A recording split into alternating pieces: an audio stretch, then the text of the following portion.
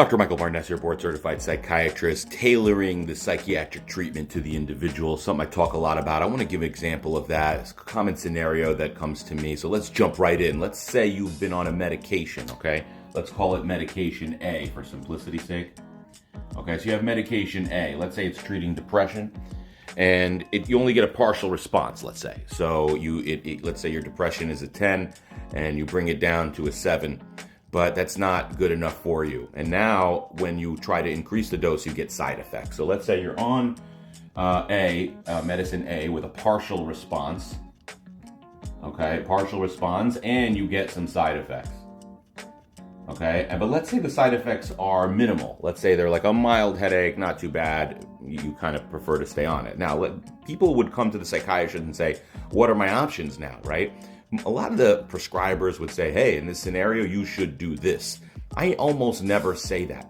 I look at myself as sort of an informer, not an advisor. So I want people to know all their options, and they should know the pros and cons of every option. So if you're on this scenario and you have a medicine A and you have a partial response with some side effects, I tell people, here's your options. Choice number 1, you could potentially increase, let's do an arrow up, increase med A, right? And that could potentially help the depression more, but it could also give you more side effects. So that's something to keep in mind. Choice number 2 would be to come off of the medications, right? So to stop the medicine and come off of it carefully and change it to something else or a new medicine.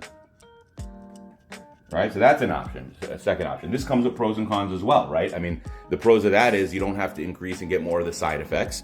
It's also not helping as much as you'd like anyway. But this is more a disruptive move. You have to kind of remove the medicine that did give you a partial response and hope that the new medicine works. So it's a little bit more disruptive, a little bit more of a high risk, high reward thing. Third option is you could leave this medication and boost it with what we call an adjunct. I'm going to write here adjunct.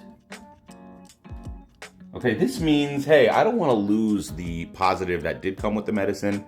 I don't really, want to come off of it and go through that process. Let me leave it there, add another medicine, and boost it.